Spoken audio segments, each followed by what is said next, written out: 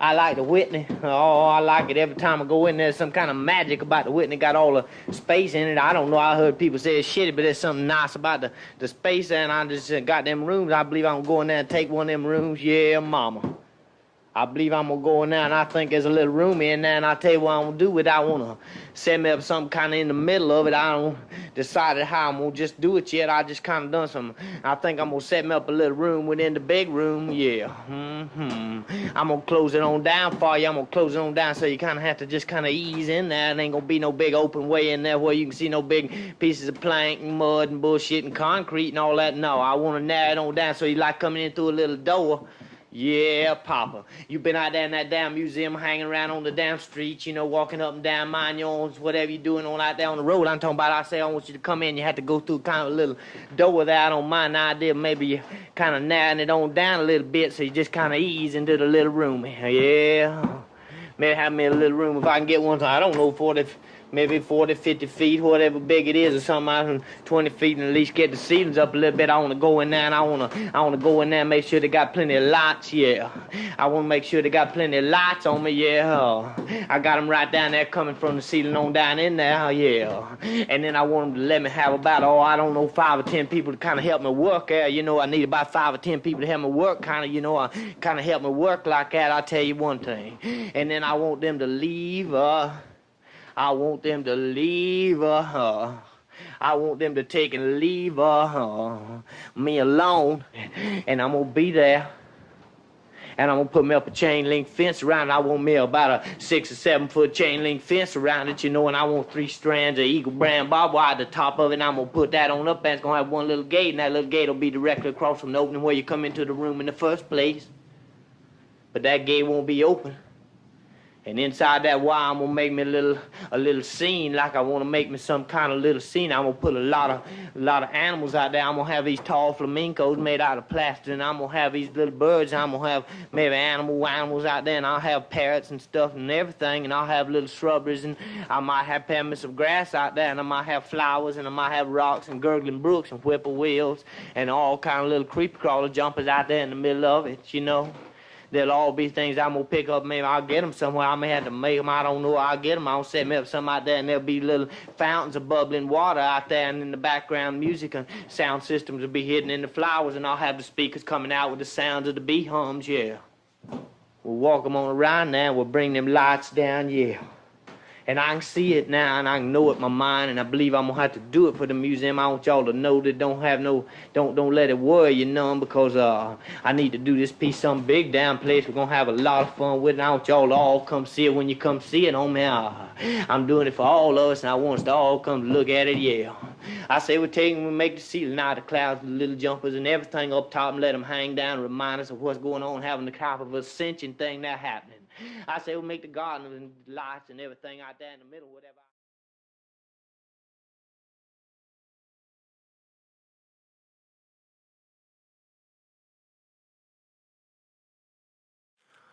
We left Tallahassee with 8 people, family, friends, and students, 1 international pickup truck, 1 big U-Haul truck, and 1 Lincoln Continental.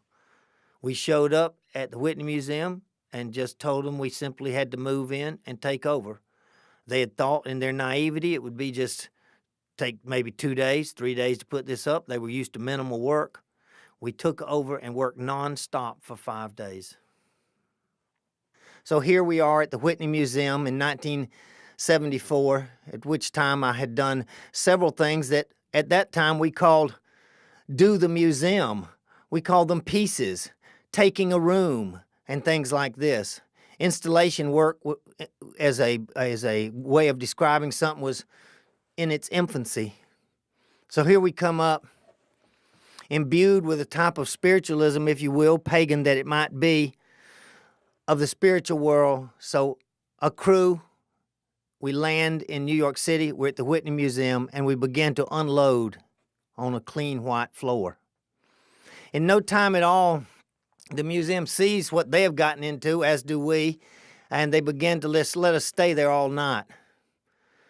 A careful placement begins to occur. We had an area where, in my own mind, of course I can talk about it quite easily now, but back then I just worked intuitively. but I wanted to have a space where, metaphorically, animals could come in and cross a rim, a spiritual filter, if you will, go out across this plane and have their spirits transmitted up and out of these power poles. Well, it's very articulate now. At the time, we were just working. You drew. Each symbol meant something. They were carefully placed. Here we're looking at Pachuco dot oyster shells on ashtray sand, pure white. I'd done configurations in several other museums, but after talking so loudly for so long, I knew this was a put-up and shut-up situation. Someone had already talked about installation work. We came in, I unloaded the trucks, and we started on this all-in-my-background piece. I'd been away from Florida. I come back. I realized that there's been a takeover of the ecology there. I'm one of those who believes that instead of us doing it in animals, perhaps in humans just go ahead and do it themselves in. We are, in some ways, still the cancer of the earth. We are the skin cancer of the earth. And in the 70s, it was such a volatile time. You had to say it right away. You had to make it vehement. Of course, an eagle with a snake hanging out of its claws became the lights themselves of the exhibition. I'd learned that I didn't want the trivialness of a spotlight on it, that it had to light itself from within. In this implied pagan wistfulness, if you will, I felt that very quickly you could bring someone off the street who maybe even couldn't spell sculpture, much less had seen one, and have them feel a type of nature and a type of understanding about it simply by looking. So what did we do? We went in. It's immaculate. It was clean. We had cypress knees with eyes in them, alligators, shark jaws with ducks resting on rabbit fur, corn, tiger shells. We had marbles on golf ball tees. All of this arranged immaculately around wiring harnesses we had built back in Florida. We had painted the walls an atmospheric blue so that as you looked across and through the exhibition, as you walked around it, this homage to animals on the floor, you looked at as if looking through silhouettes. The eagles, which were the lights for the top of the ceiling, had brightly painted white wings, and as they reflected downward, these caused a type of flickering and kaleidoscopeness of shadows across the wall. I look back now, and like I say, I couldn't articulate it then, but I realized we were doing something. The people who were there that helped me stayed with it. We knew we had something, and there was a feelness and a chargedness in the air that we were doing something different.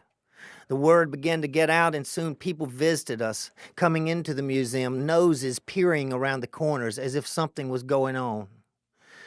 We densified the space. Everywhere you looked, there were single individual objects that then in themselves meant very little. They acted as mere words, but when those words were seen together, they became paragraphs, sentences, fragments, and concepts. I feel now looking at this, I had written a piece of criticism about painting on the floor. I feel now looking at it that that's what we were doing. We were painting, we were working a narrative on the floor with found materials, and materials indeed that we had prepared here in Florida and brought to New York. Snake poles, as we see, made up around 12 feet. Animals, birds, all of these, although still nothing moving very much except for the bobbing head flamingos, you got a sense that things went in and were antennaed out. There were areas of trial where one in some ways might have to prove itself as a spirit. You had to walk through bones, you walked through alligators, you walked through shark jaws and the like. Heck, I'd seen so much at that time in the way of us as a country becoming so ecologically uncaring. There was vehemency, of course, when I was a young man. We're looking at film that I haven't seen this in 32 years. And that vehemency had to be let out. A quick way to say, we as a country need to look closer at this. I look back now, And just the notion that I could have lived in a time where we could be this reflective, where we could break this many rules, is really something. So much of the sculpture I see today is dependent on whether it will fit in a public place. It has been neutered, downified, and somewhat made bloodless. That wasn't the case in the early 70s. We were wide open. In performance, we were there. We called it being your own shrink. In installations, we called it doing a piece, doing a museum, taking a room. And that's exactly what we meant. And I hope that today, as more and more people keep turning the corner, we have more and more artists from everywhere with more and more opportunities. I hope that they don't forget that relevance should always be a keystone of the arts. And that even in pieces like this where that were decidedly temporal and only there for a brief time to be enjoyed, meaning was taken. The interesting thing was that we grossed the 1972 International truck out at 8,600 pounds, meaning we're carrying approximately 2 tons in just a pickup truck. We carried rocks, we carried corn, we carried oyster shells, we carried all manner of seashells and everything you see here except the big pile of brown New Jersey sand. So as we look over it and walk away from it some, you can realize the simplicity. I simply wanted people to walk a path around it. You had scallops. You had bobbing head flamingos. But you did not visit the piece. You were in the piece, and that set it apart. You did not have a time to psychologically distance yourself from it when you went in the room. When you were in the room, you were in this piece, and you were in the spirit that it imbued. All of our lighting, wiring, and planning for that had been done back home. When we brought it there, we put it together.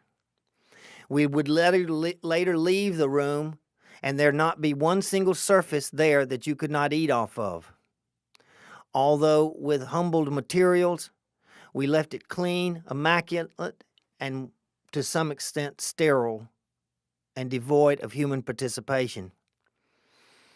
Down through the details where you see the spirit filter itself by which the animals crawled over this hump of packed New Jersey sand, where small plateaus of sand dollars held zebras, seahorse fish, and the like. These small details would be walked through them. You would go down across the plain. Meanwhile, above you, the eagles with snakes, a symbol at that time of a shaman, the death of a shaman, were everywhere. I look back and realize how imbued it must have been for all of us in the late 60s and 70s. We were so dogged out, we were so Indianed out, we were so returned to the earth out that it took over almost everything that we did. And yet, when I look at it now, I'm even more proud for all of us on this effort and people who have continued installation. Do we really need any more minimal stuff than we had back then? For God's sakes, at some point it got that you could throw stones out on a piece of floor and that would be called a piece. You could stack a concrete block and paint a little number on them and that became something. I look back and realize that the cornerstone for certain types of art, in my opinion, will always be that more is more, less is not more. And I remember with fondness taking and painting these eagles, carefully hanging the snakes, getting this walls ready to disappear, fall away from you as we got them blue, so that the aura and essence of the sculpture completed the room. Even from aerial shots, it didn't matter where you were. You could have been a dragonfly in this room, and when you looked down on it, by God, you'd have been affected too. So at that time, it was one of the few exhibitions that the Whitney held over. They actually held it over a week from its given time. And we then packed it up and, of course, gave everything away. People came in. They took the corn to feed the pigeons. We gave shells to the kids. Everybody got a souvenir shell that had been in there. All the people who ran the elevators and helped run interference for us, they got whatever they wanted. And of course, we left there penniless to some extent, owing money, sure, a few skint knuckles. But by God, we felt we'd done something. And sure enough, not long after this, with many other artists working as well, installation art in America began to be a common factor. It began to be like narrative had been when, oh no, if you write on your work, it's just, why don't you just write a book? Now installation's taken for granted everywhere you go. Boy, oh boy. These quick shots really remember for me the feeling of it. Blinking along, bringing you in, attracting you, if you would, trying to focus on a purpose of some young artist from Florida would have at the time. It certainly wasn't only for me, though. So many people contributed. So many people's lives and personality gave forth richness to bring this type of concern into being.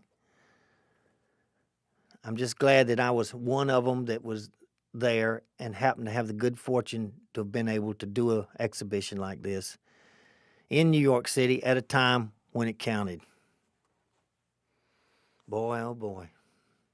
Of course, I could have taken the brass ring to stardom. I was invited, given places with studios, offered to come up there. Prominent people wrote me. But I was just too taken with motorcycles, fast roads, and other activities that weren't directly art-related. But at least for a moment, by God, we came from North Florida here and had a great time in New York City. Thanks, Tyler, for keeping this film after all these years. And thanks to everybody who helped me on that piece 32 years ago. This is a sand rock, shell and seed, power pole and money treed, dual catenary X ascension, eagle light and spirit retention, graven image to the land, all in my background piece. Do it one more time, a little quicker. Okay. A little more rhythm and Yes, quicker. sir. Okay, here we go. 4/4 time. 4/4 time. This is the sand rock, shell and seed, power pole and money treed, dual catenary X ascension, eagle light and spirit retention, graven image to the land, all in my background piece.